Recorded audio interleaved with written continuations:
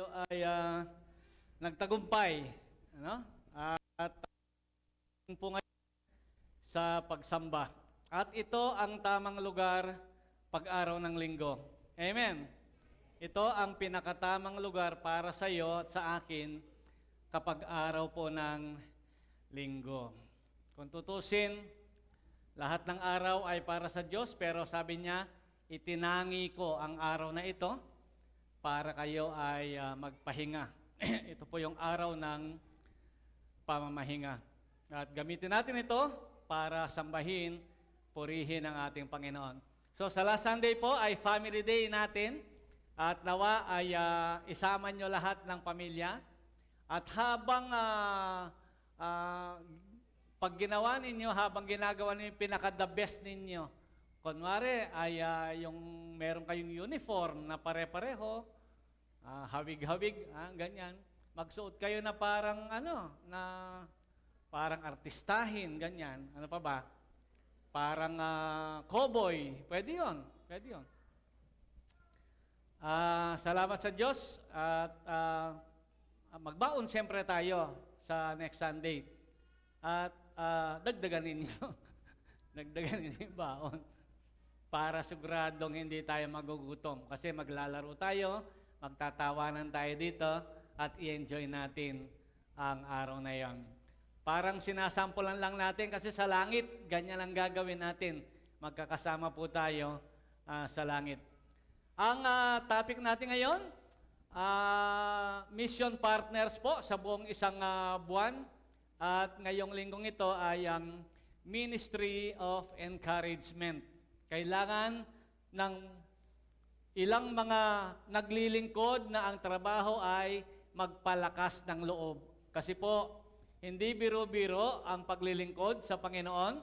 Kaya kailangan sa mission, sa ministry, sa anumang gawain ng Panginoon, meron tiyak na lalabas na taga-encourage, taga-pagpalakas ng loob. Ang Biblia po ay punong-puno ng mga lingkod ng Diyos na talagang susuko na. At bago tayo magbasa ng Biblia, isa dyan ay sa Lumang si Propeta Elijah. Kung kilala po ninyo siya, si Propeta Elias, pagkatapos niya ng matagumpay na paglilingkod, ay tumakbo siya at gusto niyang magpakamatay. Sipin nyo, after niyang magpababa ng apoy mula sa langit, at pinakilala ang Diyos na buhay, bandang huli, gusto niyang magpakamatay. Kailangan ng Ministry of Encouragement. Tayo ay magbasa po ng Biblia muna. Basahin natin yung mga talata na nakasulat dyan. Mula sa unang Korinto, chapter 16. Chapter 16. Sorry.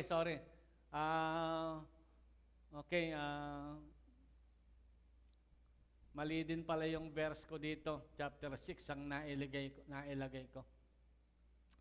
So, si Pablo at ang iba pang mga lingkod ng Diyos ay nangangailangan po ng tagapag-encourage. Sabi niya sa Romans, sorry. Gising, oy.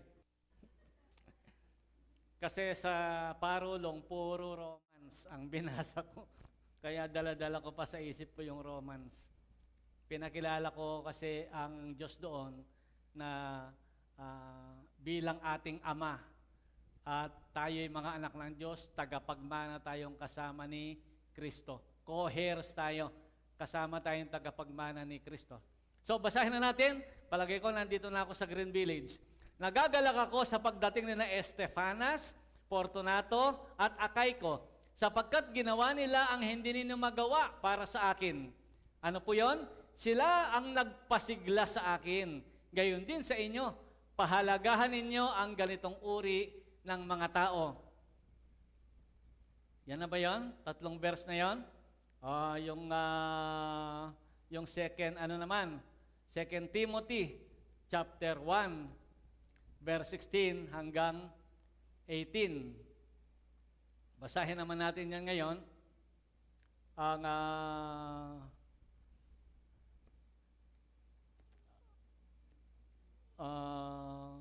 2 Timothy chapter, 2 Timothy chapter 1, verse 16 hanggang 18. Okay? Yan, balik na tayo sa talagang, pagpalain nawa ng Diyos ang sambahayan ni Onesiforo. Si Onesiforo naman ito. Sapagkat sa maraming pagkakataon, ako'y kanyang inaliw at hindi niya ako ikinahiya kahit ako'y isang bilanggo. Sa katunayan, pagdating niya sa Roma, pilit niya akong hinanap hanggang sa ako'y kanyang matagpuan. Kahabagan nawa siya ng Panginoon sa araw na yon, alam mo naman kung paano niya ako pinaglingkuran sa Efeso. Yon, si Onesiforo naman yon. Another verse pa, sa Gawa, Acts chapter 4. Ganoon ang ginawa ni Jose, isang Levitang taga Cyprus na tinawag ng mga apostol na Bernabe. Na ang ibig sabihin ng Bernabe ay anak na matulungin. Iba sa Tagalog, hindi nila matagalog yung son of encouragement. Sige nga, Tagalogin nyo, son of encouragement. Anak ng, Kaya sila, hindi rin nila matagalog ng tama. Anak na matulungin ang sinabi. Ipinagbili niya ang kanyang bukid at ibinigay sa mga apostol ang pinagbilhan. Dito sa Bible, si Jose na tinawag na Bernabe, siya lang ang tinaguri ang Bernabe na ang kahulugan ay son of encouragement. Talagang sinakto yung pangalang Bernabe sa kahulugan na son of encouragement. So yan po yung mga talata, ilang talata na ating pagbubulay-bulayan dahil sa ating topic na Ministry of Encouragement. Tayo manalangin. Panginoon, maraming salamat o Diyos. Yung aming worship kanina, O God, pagsamba na talagang parang nasa langit kami kahit kami nasa lupa. Yung prayer kanina ng intercessor namin, si Jemuel ay damang-dama namin ang iyong pagmamahal at ang iyong kabutihan, Panginoon. At ang hangarin namin, lagi ikaw nga ang maging bida sa lugar na ito, Panginoon. Ang sabi ng Bible, habang tinataas ka namin, ang mga tao'y ilalapit mo sa iyong sarili. Mataas ka pa sa lugar na ito, maging sa Parulong, maging sa Dungan, O God, maging sa Jepmin, at maging sa Lawi, O God, mataas ka at madakila para ang mga tao ay ilapit mo sa iyo. Bigyan mo kami ng puso na nagpapakumbaba lahat at ikaw lang ang mataas sa mga gawaing ito. Bigyan mo kami ng puso, O God, na nagpapailalim sa iyong banal na kalooban at magpagamit po kami. At least, O God, itong isang ministry na ito, napakahalaga, Ministry of Encouragement. Meron nawa kaming matutunan, meron kaming malaman na pwede naming magamit sa paglilingkod sa iyo at samahan mo kami, Banal na Espiritu, para maunawaan namin at matanggap ang mga paglilingkod na ito na ginawa ng mga binasa naming mga tao. Marami pong salamat, Panginoon, hanggang matapos po kami, kayo lang ang malwalhati at mataas. Sa pangalan ni Jesus, Amen. Ministry of Encouragement, yan ang ating pagbubulay-bulayan. Pero bago ko malimutan, ay nais kong ipag-pray muna itong mga, baka mamaya mag-focus na ako sa message. Malimutan ko to, gusto kong ipag-pray natin itong mag-exam next week, no? Yung sa LET. Ano ba ibig sabihin ng LET? Tinanong ko na, yan. Yan, alam mo yan. Licensure Examination for Teachers. Pag-pray natin sandali po, short prayer lang. Panginoon, opo, O God, kami ay nagtitiwala, kagaya nitong mga nagre-request ng prayer para sa LET, Panginoon. Kami ay umaasa sa iyo. After po nilang mag-review, mag-aral, ipinagkakatiwala nila sa iyo, O God, ang actual na exam.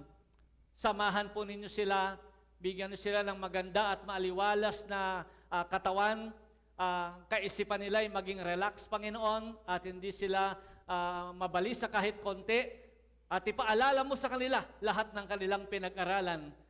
At nawa ay makapasa, O God, ang iyong mga anak, lalo na yung mga taga-CCM na mag-e-exam, Panginoon. Dalangin namin, special favor, malaking pabor, O God, ang ipagkaloob mo sa kanila for your name's sake, alang-alang sa kapurihan ng iyong pangalan.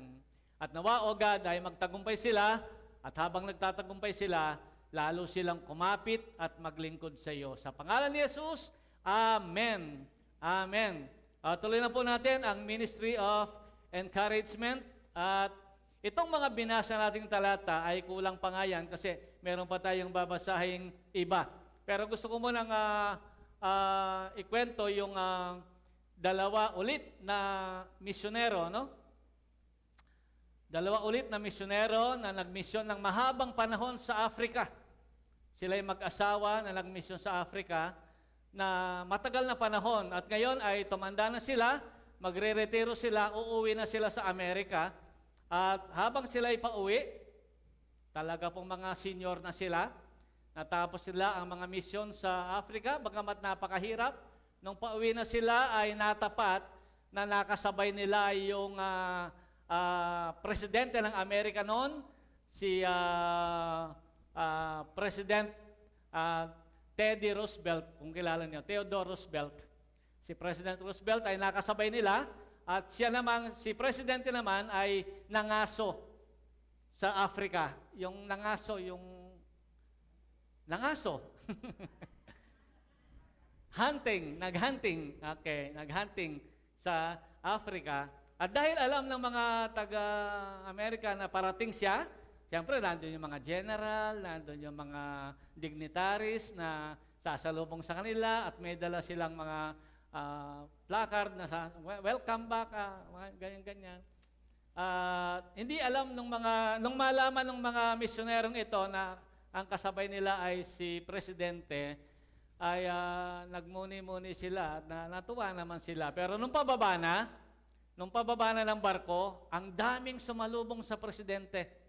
Samantalang sila ay tahimik na bumaba. Wala ni isang sumalubong sa kanila. Pag uwi nila sa bahay, sabi ng lalaki, ang tagal nating nagmisyon sa Africa. Tumanda na tayo doon. Ngayon, nagretiro na tayo. Pag uwi natin dito, bukas niyan, maghahanap na tayo ng trabaho. Kasi first day na naman nila sa Amerika after ng matagal na misyon. Bukas niyan, maghahanap na tayo ng trabaho. Paano tayo kakain? Samantalang yung presidente, sabi niya, nangaso lang, naghunting lang sa Africa. Pag uwi niya, ang daming mga sumalubong na matataas na tao, pinagdiwang ang kanyang pagbabalik. Tayo, mga kaluluwa, yung ating pinuntahan, nagtatampo siya sa Diyos. Mga kaluluwa, halos mamatay tayo sa gutom sa Africa. Wala man lang ni isang sumalubong sa atin sa pag-uwi natin. Nagtampo siya sa Diyos. Sabi ng asawa niyang babae, wag kang magtampo sa Diyos. Mag-pray ka muna, sabi niya. Mag-pray ka muna. Hindi mo dapat binibigkas yung pagtatampo sa Diyos na kahit wala pang sumalubong sa atin. Sabi mo rin sa katabi mo, wag kang magtampo. Huwag kang magtampo. Isipin mo, may karapatan na nga naman. Isipin mo, yung isa, naghunting lang, ang daming sumalubong dahil sikat. Sila na mga nangalap ng kaluluwa, nagtiis ng hirap, mahabang panahon, tumanda na nga sila at uuwi sila ni walang nakaalala na sumalubong sa kanila. At nagpray nga naman nung isang gabi. Kinagabi, nagpray siya. Sinumbong niya sa Diyos. Sa Diyos mo sabihin. Sabi niya, sa Diyos mo sabihin yung sumbong mo na yan. Lord, sabi niya, nakita niyo naman yung nangyari pagbaba namin ng barko. Ni isa, wala man lang sumalubong sa amin. Samantalang yung presidente na nag-enjoy lang doon. Pag uwi, ang dami. Ano ba nangyayari, Lord? It's unfair. It's unfair, sabi niya. Hindi tama ito. Pag uwi namin dito, wala. Sisimula ulit kami. Sabi nung mga welcome home, sabi sa presidente. Nangusap ang Diyos sa kanya, tinapik siya. Ang sabi ng Diyos ay simple lang. Hindi ko yata kayang Englishing. You're not yet at home. Tama ba? You're not home yet. Wala ka pa sa home. Sabi niya. Bigla siyang sumigla. Dahil totoo nga naman, wala pa siya sa kanyang home. Dahil pagdating sa langit, ang sasalubong sa kanya ay hindi lang mga general.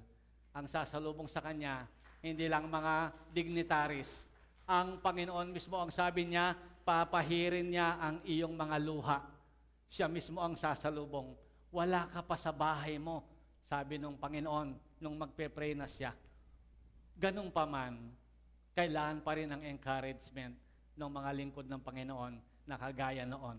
Bagamat na-encourage siya ng Diyos dahil nung sabihin niya na wala ka pa talaga sa iyong bahay. Doon siya sumigla. Pagbangon niya, nagulat yung asawa niya, ba't ang saya-saya mo? Sabi niya, napakalaking comfort ng binigay sa akin ng Diyos. Higit pa sa presidente na yon ang tatamuhin natin after nating pag tayo ay nakauwi na sa totoo nating bahay. You're not yet at home, sabi ng Panginoon sa kanya, at nagdiwang na siya. So, ganun pa man po, ay tingnan natin itong ating mga pag-aaralan, mabilis lang.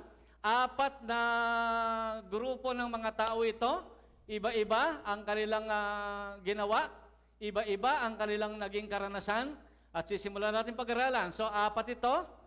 Pag natapos natin itong 4, ibig sabihin, patapos na tayo. Pero, maki-identify tayo sa kanila. Baka naman, yung isa sa inyo ay kagaya nitong mga taong ito. Okay? Baka naman kasama, kapareho nyo itong mga taong ito. Ang topic natin, Ministry of Encouragement. At itong lahat ng mga taong ito, ang naging ministry nila ay Ministry of Encouragement. So, number 1, itong mga taong sila, Stephanas, Ministry of Stephanas, Fortunatus, and Achaicus. Yan po yung 3 una nating binasa. Ano ba yung mga ministry ni Stephanas, Fortunatus, and Achaicus? 3 silang sama-sama. Ano yan? Seeing and supplying the needs of God's servants. Pwedeng servant, pwedeng servants. Seeing and supplying. Nakita nila ang pangangailangan at tinugunan nila ang pangangailangan ng mga lingkod ng Diyos. Basahin natin muli yung mga talatang yan. Sa 1 Corinthians 16, 17 hanggang 18. Muli po natin silang i-review at tingnan natin paano nila ginawa ang paglilingkod na yan. Nagagalak ako sa pagdating ni na Stephanas, Fortunato at Achaico, sapagkat ginawa nila ang hindi ninyo magawa para sa akin. So, ang unang nangyari na ay nagalak na siya. Nagalak na siya nang dumating itong 3 ito. Sa susunod na talata ay sumigla siya. Ang pagkakaalam ko sa verse 17 ay sumigla siya. Ano ba yung, nagagalak ako sa pagdating ni Stephanas, Fortunato at Achaico, sapagkat ginagawa nila ang hindi ninyo magawa para sa akin. Sa next verse ay sila ang nagpasigla sa akin. Gayon din sa inyo, pahalagahan ninyo ang ganitong mga tao. So, yung mga kapatiran, saan ba yan? Sa Corinto, ay meron silang responsibilidad kay Pablo dahil siya ay ang lingkod ng Diyos na ito. Pero dahil hindi nila magawa, yung dapat nilang gawin para sa lingkod ng Diyos, itong 3 ito, Stephanas, Fortunatus at Achaico, ang sabi niya ay nagdulot ng kagalakan kay Pablo. Alam po ba ninyo si Pablo, yung mga dinanas ng paghihirap sa paglilingkod ay pwede siyang tumigil na. Pero itong 3 unang babasahin natin na mga grupo ng mga tao o ng mga individual na tumulong sa kanya ay ang laki ng partisipasyon nito. Halimbawa, si Pablo ay nakapagsulat ng napakaraming aklat. Si Pablo ay nakarating sa napakaraming bansa. Kung walang taga-encourage na kagaya nitong mga taong babasahin pa natin, baka hindi niya magawa ang dapat niyang ginagawa. Ibig sabihin, partner talaga itong mga taong ito ni Pablo para matapos niya ang kanyang mission at ministry. Siya ay nagalak at napasigla nitong mga taong ito. Mahalaga po yun. Kahit sa ating lahat, kahit sino mang Kristiyano, napakahalaga na tayo ay makapagpatuloy at merong magpapasigla at magpapalakas, magpapasaya sa bawat isa sa atin. Kaya nga po, meron tayong iba't ibang paraan, kagaya ng fellowship natin sa Sunday, yung family day na yan, hayaan ninyong makita na meron kayong isang malaking pamilya dito sa CCM. Amen? Yun ay pangkalahatan na pagpapalakas, palakasan, at tayo po ay mag-enjoy bilang magkakapatid. Pero dito, sa misyon, hindi biro-biro ang naranasan ni Pablo na hirap. Nabasa na natin sa nakaraang mga talata. Sabi niya, natutunan ko na ang maging mahirap. Kontento ako sa kahirapan. Natutunan ko rin maging masagana. Sabi niya, I can do all things through Christ who strengthens me. Kaya, nung dumating itong tatlo, ay yung kailangan, yun ang point natin seeing and supplying the needs. Nung makita nila yung kailangan, at kaya nilang tumulong, sinuplayan nila ang kailangan ng lingkod ng Diyos. Yun ang nagpasigla at nagpasaya kay Apostol Pablo. Okay, itong susunod na tao naman, si Epaphroditus. Hindi natin nabasa sinama sa text yan. Si Epaphroditus ay, ano ang tungkol sa kanya? Epaphroditus, not regarding his life. Hindi niya pinahalagahan ang kanyang sariling buhay para lang mapaglingkuran itong si Pablo. To supply what was lacking. Ang sabi ko sa aking note, itong si Epaphroditus, basahin nga natin ang kanyang buhay, Philippians 2:25, para walang maidahilan na, Pastor, ang daming may dahilan kasi. Tingnan natin ang nangyari kay Epaphroditus.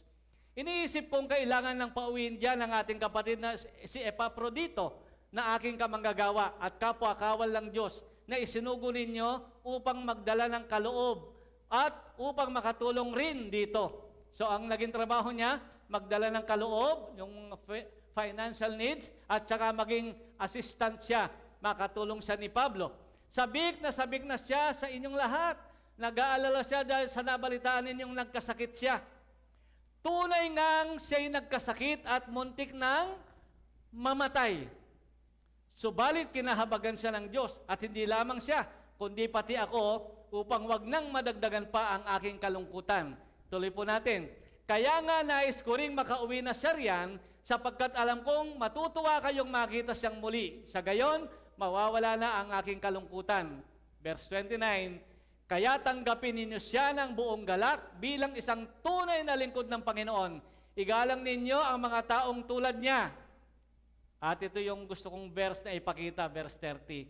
Sapagkat muntik na siyang namatay alang-alang sa gawain para kay Kristo. Para madalhan ng tulong si Pablo, para makatulong siya doon sa misyon ni Pablo, muntik na siyang mamatay alang-alang sa gawain para kay Kristo.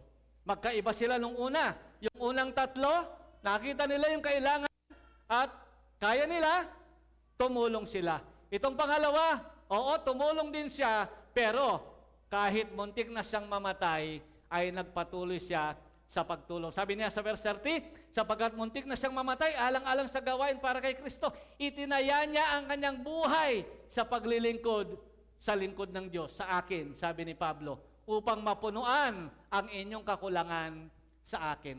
Ganon kalaking encouragement ang naranasan ni Pablo kay Epaphroditus. At sabi ko nga sa aking inilagay sa outline, ano ba inilagay ko? Epaphroditus not regarding his life. Kahit pa ikapahamak niya, kahit pa muntik na siyang mamatay, kahit pa nakasalalay ang kanyang buhay, ay pinunan pa rin niya yung kailangan ni Pablo at tumulong siya sa pagmimisyon kay Pablo. Amen? Mukhang meron na ba? Meron ka na bang katabi na ganyan din ang puso? Pagdating sa misyon, pagdating sa paglilingkod sa Panginoon, nung last time, binanggit ko sa inyo ang mga misyon natin. Kaya pagbaba ko dito, ang sabi ng isang kapatiran, Sabi niya, Pastor, ang dami mong problema, no? Sabi niya. Kasi binanggit ko yung parulong. Sabi ko, naghihirap ang gawain doon ngayon at nangangailangan ng pastor. Binanggit ko yung dungan. Bagamat may bubong na, ay marami pang kailangan.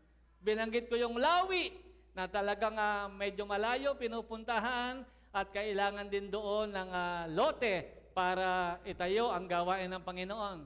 Binanggit ko rin yung Jepmin. Sabi ko ay kailangan maayos yun, ma-organize at kailangan din ng mga kasama manggagawa. Pagbaba ko, sabi niya, Pastor, ang dami mong problema. Hindi po, inilipat ko na sa inyo yung mga problemang yan. Kasi binanggit ko na sa inyo. Imposible namang hindi nyo marinig at nailipat na po sa inyo yun.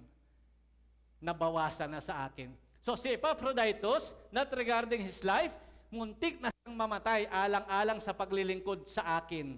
Muntik na siyang mamatay alang-alang kay Kristo. Ganon ang ginawang paglilingkod ni Pablo. Walang hindi lalakas ang loob pagka meron kang katuwang na ganoon, na kahit yung kanyang panganib, nasa panganib ang kanyang buhay, manganganib ang kanyang buhay, ay tutulong at tutulong pa rin siya sa paglilingkod kay Pablo. Ilan sila sa mga tao kung bakit nakarating sa Pilipinas ang gospel. Bakit? Kasi si Pablo, sa encouragement na tinatanggap niya sa kanila, siya ang nakapagsulat ng, ano na isulat niya? Romans hanggang, sino nakakaalam? 13 hanggang 14 na aklat ang nasulat niya. Kung walang mag-e-encourage sa kanya ng ganon, baka hindi nakarating ang aklat ng Efeso sa atin, hindi nakarating ang aklat ng Colosas, ng Pilipos, ng Timothy, ng Titus, baka hindi nakarating baka wala siyang naisulat, baka sumuko siya. Napakalaking bahagi ng mga partners niyang yon. Lalo na yung pangalawa, na kahit mamatay siya, kahit ikapahamak niya, ay tumulong siya sa paglilingkod sa Panginoon. Amen? Sabi mo sa katabi mo ngayon, may bahagi ka. May bahagi ka para lumaganap ang salita ng Diyos. Si Pablo, inuulit ko, ang buong mundo ay nakinabang sa mga libro niyang sinulat. Kaya nakumpleto ang New Testament dahil may nagpapalakas ng loob sa kanya, may nagpapasigla sa kanya. Ito pa ang pangatlo, ang mas matindi pa, baka ito ay pwede, baka meron na tayong ganito. Ewan ko, yung una, meron na ba tayo? Yung Estefanas, Fortunatus, Achaicus, nakikita yung kailangan, pero sila ay hindi lang basta nakita, kundi tumulong sila sa kailangan. Yung pangalawa, kahit pa ikapahamak niya, at sabi ni Pablo, muntik na siyang mamatay, nagkaroon ng karamdaman, may sakit pa, tumulong pa rin siya at napasigla si Pablo at nasupply yung kanyang kailangan. Itong pangatlo ay maganda-ganda rin. Si Onesiphorus naman ito. Basahin natin ang kanyang buhay. Onesiphorus was not ashamed of Paul's chain. Si Onesiphorus naman, hindi niya kinahiya na si Pablo ay isang bilanggo. Hindi niya kinahiya si Pablo, kahit si Pablo ay isang bilanggo. Maraming Kristiyano na ganyan. Kagaya ni Onesiphorus, hindi niya kinakahiya yung mga leader, hindi na kinakahiya yung kanilang pastor. Basahin natin. Onesiphorus sa 2 Timothy chapter 1. Pagpalain nawa ng Diyos ang sambahayan ni Onesiphoro, sapagkat sa maraming pagkakataon ako'y kanyang inaliw. Again, napakalaki ng participation ni Onesiphorus para si Pablo ay matupad niya ang kanyang misyon. Hindi niya ako kinahiya kahit ako'y isang bilanggo. Oo nga naman. Bisa ka, ninupugay kayo yung membro na impastoryo, dalawan niya makabilang. At tsukeng bilangguan, siguro kayo na yan, lumipat na kayo simbahan. O kaya, nako simbo, nanong born again, siguro, nung ka ba nakipastora makabilanggo. Pero si Onesiphoro, hindi niya ikinahiya kahit ako'y isang bilanggo. Sa katunayan, pagdating niya sa Roma, may patunay pa si Pablo na talagang hindi, pilit niya akong hinanap hanggang sa ako'y kanyang matagpuan. Kahabagan nawa siya ng Panginoon sa araw na yon. Alam mo naman kung paano niya ako pinaglingkuran sa Epeso. So makikita natin, may wish na, may prayer na si Pablo kay Onesiforo kung paano sa darating na panahon, sa araw na yon, pagdating ng Panginoon, ay ang buong pamilya niya ay biyayaan ng Panginoon ng kaligtasan. Pagpalain, sabi niya, pagpalain nawa ng Diyos ang sambahayan ni Onesiforo. Ang malaking kaaliwan kay Pablo doon, yung bang hahanapin ka, dapat sana ikahiya ka. Hahanapin ka para ikaw ay paglingkuran. Kaya sabi niya, naaliw si Pablo sa pamamagitan ni Onesiforo. Meron po bang ganyan? Dapat tayo ay maging ganyan sa lingkod ng Diyos. Sa mga leader natin, huwag nating ikahiya kung may mga weaknesses man sila. Huwag nating ikahiya kung sila man ay sumasablay dahil lahat naman tayo ay sablay. Mga sablay. Wala namang perpekto sa atin. Ganun pa man, dapat mag-ingat pa rin ang mga lingkod ng Diyos. Kaya ipag-pray ninyo ang mga lingkod ng Diyos. Dapat talaga ay mag-ingat pa rin dahil napakahalaga. Si Pastor Jess ay, di pa alam ng mga taga rito, siya ay, dapat pala nag-testimony siya kanina sandali dito, no? Di bale? After service pala ay may iwan pa siya. Si Pastor Jess ay willing na tulungan ako sa parulong. At hindi ko siya ikinahihiya. Hindi ko siya kinahihiya kahit siya ay galing sa bilangguan. Nakasabayan niya sila Bill Aujero. Kilala niyo ba si Bill Aujero? Yung mga kumanta nung mga kantang hindi nyo na, panlalaki kasi yung mga kanta, kaya hindi nyo siguro kilala. Sila yung mga grupo ng bilanggo, yung kantang hanapin niya, isang dakot ng himala. Kami isang dakot ng kanyang himala, mga makasalanang binigyan niya ng awa. Sila yung nasa kulungan lahat at kinaawaan sila ng Diyos at nung lumabas sila, naglingkod sila sa Diyos. At naging singer si Bill Aujero nga at dami niyang na gawang kanta at nakapaglingkod siya after kulungan, nakapaglingkod siya sa iba't ibang bansa sa pamamagitan ng pag-awit at marami silang nabuong mga kanta para sa Panginoon. So, si Onesiforo ay ganyan siya. Kaya sabi ko, salamat ay kahit papano naging Onesiforo ako. Kasi si Pastor Jess, pinakilala ko siya at pinagmalaki ko na galing siya sa bilangguan. At siya ay nagpastor doon, nag-aral, magpastor. At ngayon ang puso niya ay sa paglilingkod sa Diyos. Isama natin sa prayer yan, yung pastor na kagaya nila. So, nabawasan na yung problema ko. Ano nang nabawas? Yung sa parulong. Medyo nabawasan na. Amen? At salamat sa Diyos. Yan ang pangatlong tao na naaliw si Pablo. Bakit? Kasi pwedeng mag-self-pity si Pablo. Pwede niyang sabihin yung karaniwang sasabihin ng tao, Lord, wala naman akong kasalanan, ba't ako nakulong? Lord, ba't ako pinagpapalo, pinaghampas, kung ano-ano nangyari sa akin? Ayoko na. Hindi siya umatras dahil sa tatlong ito na mga binasa natin, tatlong mga talata na binasa natin, may tiwala pa rin sila sa Kanya, inaliw siya, tinulungan siya, sinuportahan siya sa lahat ng bagay, at sabi ni Pablo, I have fought a good fight of faith. Natapos ko na ang aking misyon. Natapos niya sa tulong ng mga encouragement na dulot nitong mga taong ito. Wala pa dyan yung isa pa, yung last na tao na yung mismong son of encouragement. Acts chapter 4, English natin, para makita ninyo yung eksaktong pangalan nitong si Jose na ito. Sabi niya, and Joseph, who was also named Barnabas by the apostles, which is translated, son of, yan lang nga, sabi ko sa inyo, yan lang ang taong, ang meaning ng kanyang pangalan ay son of encouragement. Pag Bernabe ang pangalan mo, walang Bernabe dito, ikaw ay son of encouragement. A Levite of the country of Cyprus, having land, sold it, and brought the money and laid it at the apostles' feet. Kaya tinawag siyang son of encouragement dahil sa generous giving na kanyang ginawa. Meron siyang bahagi ng lote na binenta niya at ibinigay niya sa gawain ng Panginoon sa mga apostol ang kanyang mga pinagbilhan. Kaya doon sa tinawag na son of encouragement. Nung panahon yan po kasi, dumami na yung Kristiyano. Ang dami ng Kristiyano, libo-libo na ang Kristiyano at kailangang suportahan ang ministry. So, si Barnabas na son of encouragement ay naging son of encouragement siya by supporting the ministry generously. Yan. Yan ang gusto ng Diyos, yung pagsuporta na hindi napipilitan.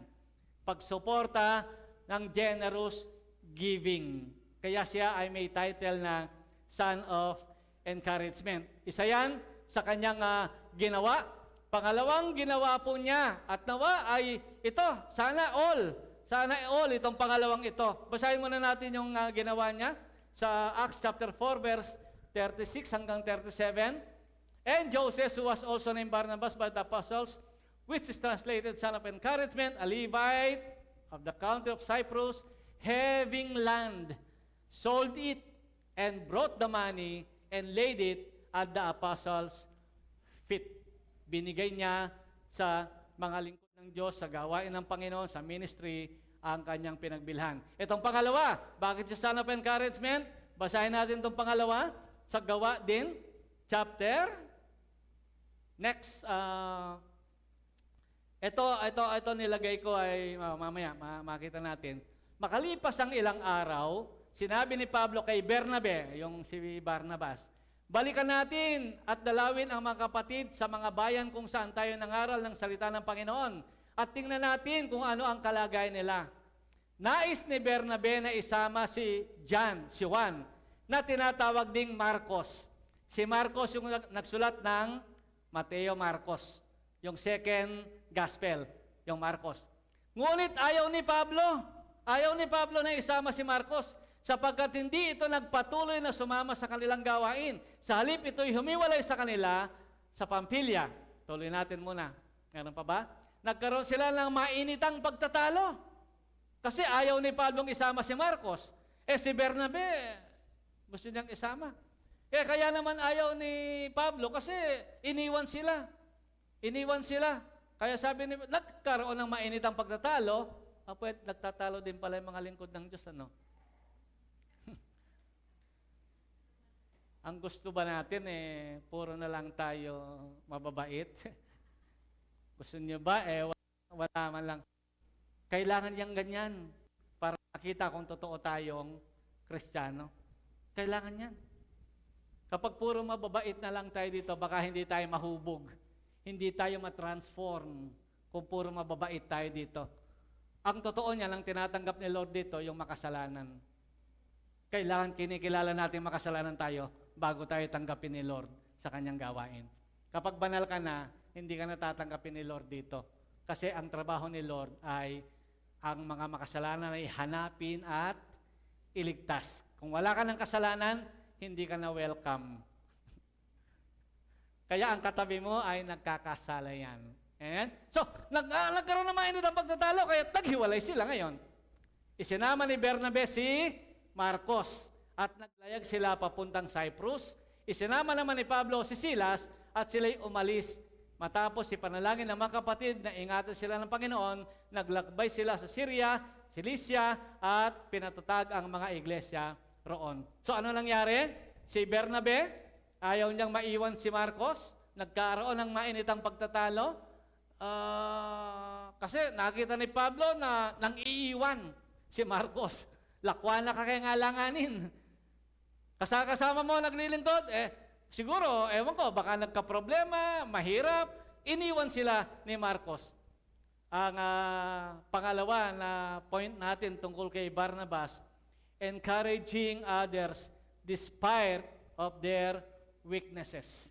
Kahit pa may mga weaknesses, kahit pa may kahinaan, yung kapatiran ay hindi tinatanggihan ni Bernabe. nakalaan siya to encourage kahit pa may kahinaan. Yan ang Kristiyano. Yan ang son of encouragement. Kaya sa tinawag na son of encouragement, kahit may kahinaan yan, wag yung ayaw mo ng pakisamahan. Si Pablo ay gano'n ang kanyang ginawa. O ngayon, sino tama sa kanila? Si Bernabe ba o si Pablo? Yan. Gusto ko makita natin ang conclusion ng nangyari sa kanilang buhay. Sino ang tama?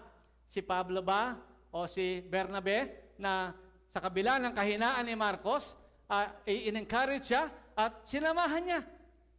Sinamahan niya. Ako po ay tayo sana, huwag tayong judgmental, sabi nga. Malay mo, yung palang may weakness na yan, yan pala yung gagamitin ni Lord balang araw. Magbasa tayo ng Biblia. 1 Corinthians chapter 9, verse 6 and 7. Kami lamang ba ni Bernabe ang walang karapatang tumigil sa paghahanap buhay? Ano tong verse na ito na sinasabi? Bandang huli, si Pablo ay in-encourage niya si Bernabe o pinagmalaki niya si Bernabe.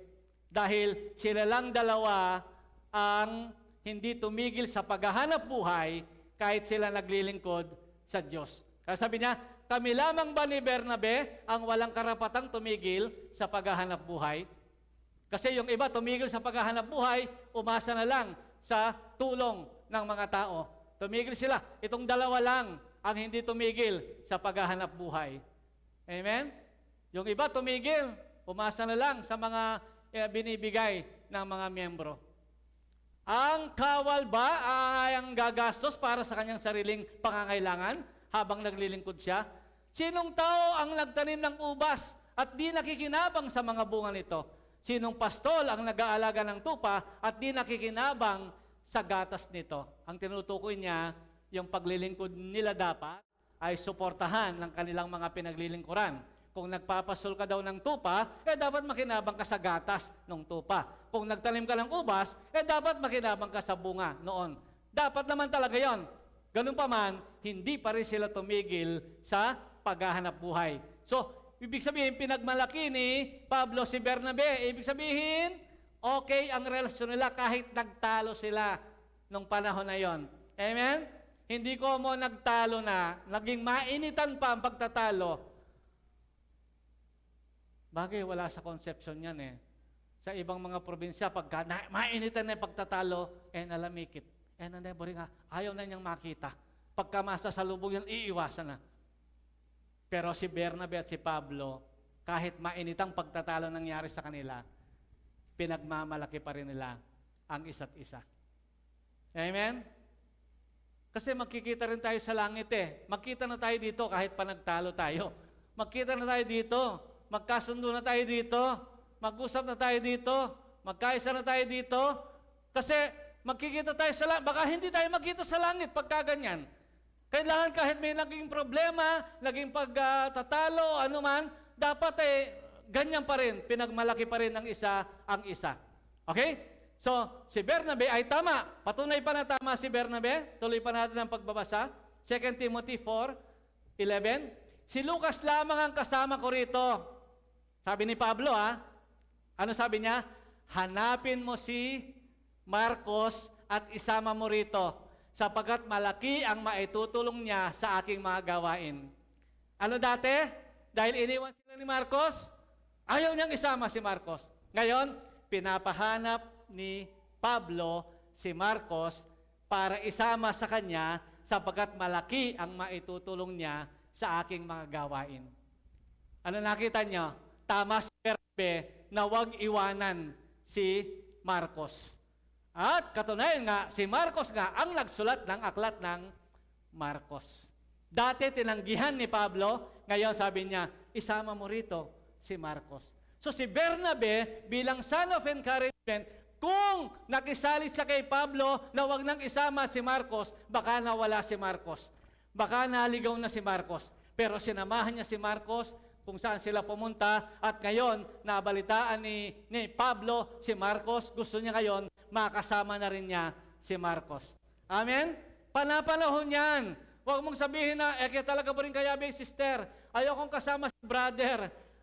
Naiinis talaga ako sa kanya. Hindi mo alam ang mundo. Pwedeng baguhin ng Diyos yung mga taong yan. Kaya ngayon, hinahanap na ni Pablo si Marcos. Buti lang, merong Bernabe na son of encouragement at hindi niya sinukuan. Hindi siya sumuko kay Marcos. At ngayon, si Marcos ay isang malaking pakinabang sa gawain ng Panginoon. Amen! Kaya siya tinawag na son of encouragement. Ano message natin bago tayo mag-pray? Hindi ka pastor, ay wala ka nang magagawa sa gawain ng Diyos. Palakasin mo lang ang loob, maging encouragement ka sa anumang paraan para sa mga lingkod ng Diyos, sa mga naglilingkod sa Diyos, maging kalakasan kanila. Kaya nga nung i-offer ko kay Pastor Jess yung parulong, nagdadalawang isip ako Sino hindi magdadalawang isip? Nabilanggo yan. Sinong hindi magdadalawang isip? Hindi ko pa siya totoong kilala. Pero gusto ko siyang bigyan ng pagkakataon na yung puso niya na gustong maglingkod sa Diyos ay maglilingkod siya sa Diyos. Ipapadala ko sa kanya motor na isa. Mayroon akong bagong motor Bagong pulot. Bagong pulot sa junk shop. At umaandar na siya ngayon. Dalhin niya muna yon at maglingkod siya sa Panginoon. Makakasama rin natin tuwing Sabado sa evangelism sa Jepmin.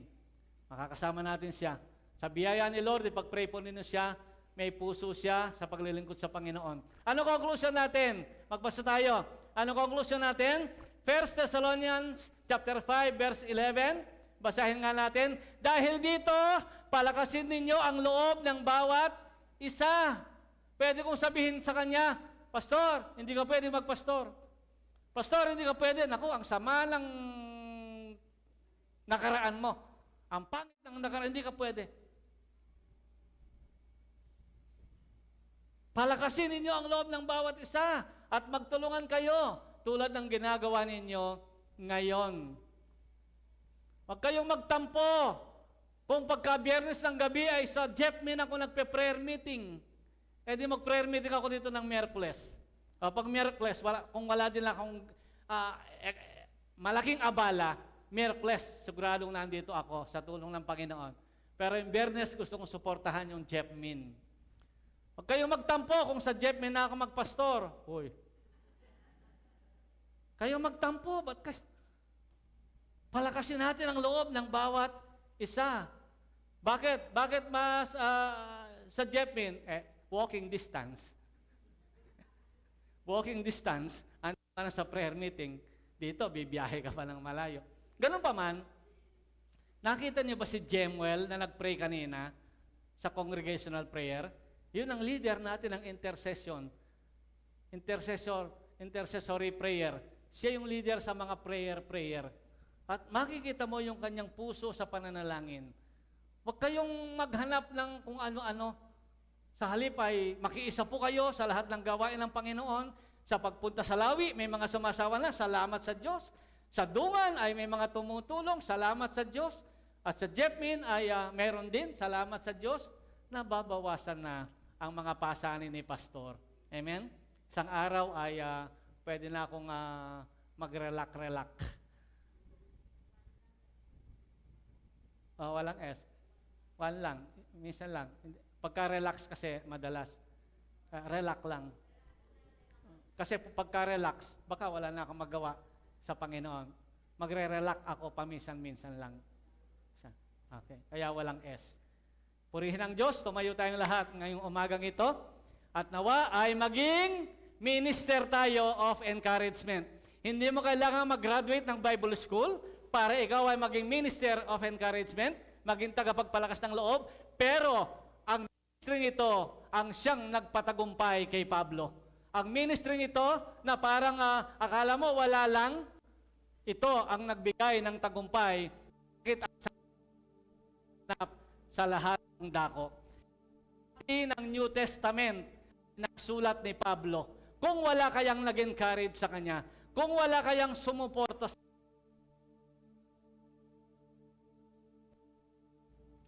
kung sakaling ikinahiya siya nung siya nasa bilangguan.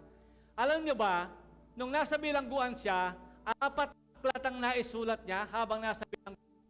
Ang nakabilanggo ay depressed yan, stress yan, dududa na yan kung totoo ang Diyos. Pero 4 na aklat ang naisulat niya habang nasa kulungan siya. Dahil may mga lingkod ng Diyos na may ministry of encouragement. Maging minister ka ng encouragement. Tulong ka sa paglaganap ng salita ng Diyos. Salamat sa iyo, Panginoon, ngayong araw na ito. Pinupuri namin ang iyong dakilang pangalan.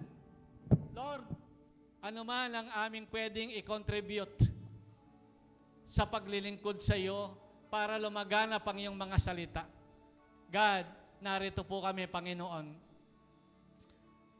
Kung hindi po ministry of encouragement ang sa iyo, baka mas mataas pang ministry, baka mas ibang paglilingkod, pero humanap ka ng paglilingkod sa ikalalaghanap ng salita ng Diyos. Maging mission partner ka. May mga kasama tayong manggagawa na pwedeng hindi na sila maglingkod dahil parang hindi pwede sa kanila. Pero may mga puso pa rin sila na maglilingkod sa Diyos. May mga hindi naman mayaman pero tumutulong financially para mapunan ang pangangailangan ng gawain ng Panginoon. Kayo po, lahat po tayo, ano po ibahagi natin sa pagpapalaganap ng salita ng Diyos? Ulitin ko, yung mga taong binasa natin, hindi sikat ang kanilang pangalan. Hindi sikat, hindi sila masyadong kilala. Maraming Kristiyano nga, hindi sila kilala. Pero sa tulong nila, sa pagsuporta nila sa gawain ni Lord, nabuo ang Bible, nagtagumpay si Pablo, at napalaganap ang salita ng Diyos. Napapalakas nila ang loob ng mga lingkod ng Diyos. Mga kapatid, may bahagi ka sa gawain ng Panginoon. Hindi mo kailangan mag-Bible school. Hindi mo kailangan masterin ng Bible para ikaw ay makasama. Suportahan mo lang yung mga leaders, yung mga mission, yung mga gawain ng Panginoon, ipag-pray mo lang. Napakalaking bahagi na po yun. Mga kapatid, narito tayong lahat. Marami nawang mag-pray, sumuporta, at magbigay ng encouragement sa mga lingkod ng Diyos. Purihin ang kanyang pangalan. Yung simpleng pagdalo mo ay encouragement na sa pastor. Amen. Yung simpleng narito ka, yung simple na ikaw ay dumadalo at kasamang nagpupuri, yung binigyan mo ng panahon na ikaw ay makarating dito, yan ay napakalaking encouragement na. Salamat sa Panginoon. Sa mga kapatid natin taga Jepmin, kung kaya nyo pa rin sumuporto sa Jepmin, kahit kayo nakadalo na dito, yan ay malaking encouragement. Yan ay ministry of encouragement. After yung sumimba rito, yung iba sasama sa dungan mamaya. Yan ay encouragement para sa mga taga-dungan. Hallelujah! Praise God! Yan ay encouragement. Huwag tayong mapagod. Kung kaya din lang natin, maging encouragement po tayo sa iba. Suportahan natin ang gawain ng Lord. Oh, hallelujah God. Salamat sa mga bagong leaders natin, sa mga bagong nakikita ko na naglilingkod sa Diyos, sa iba't ibang kaparaanan. Salamat. Salamat po sa inyong lahat. Purihin ang pangalan ng Panginoon. Siya ang bida. Sabi nga, siya ang itinataas natin sa lugar na ito.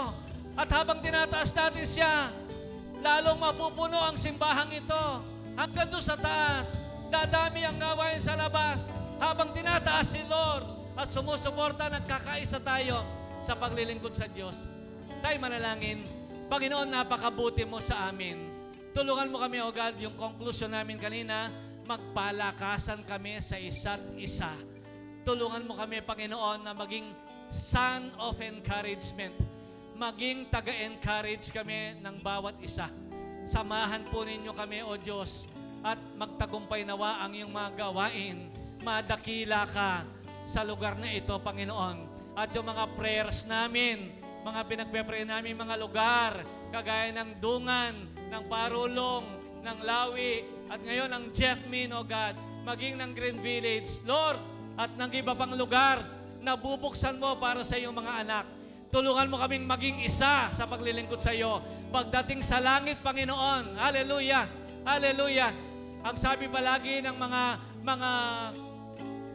lingkod mo, mga pastors, ang sabi palagi, O God, minsan lang kami dadaan sa buhay na ito.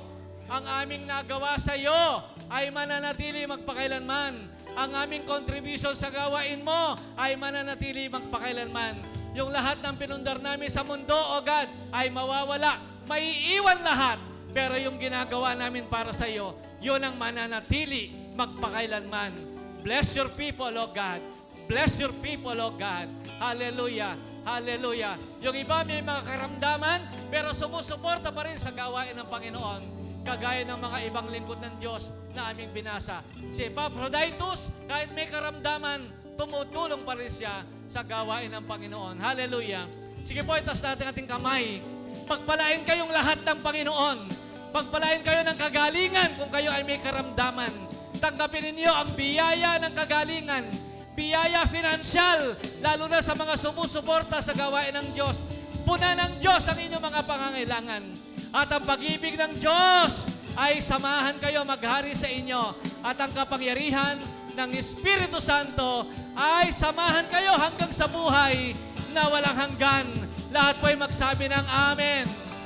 Palakpakan natin ang Diyos. Palakpakan natin ang Panginoon. Hallelujah! Hallelujah! Praise God! Purihin si Jesus!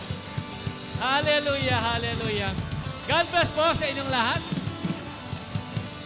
Maging sa mga nasa online, nanonood, pagpalain po kayo ng Panginoon, pagalingin po kayo, at biyayaan kayo ng Diyos. God bless po!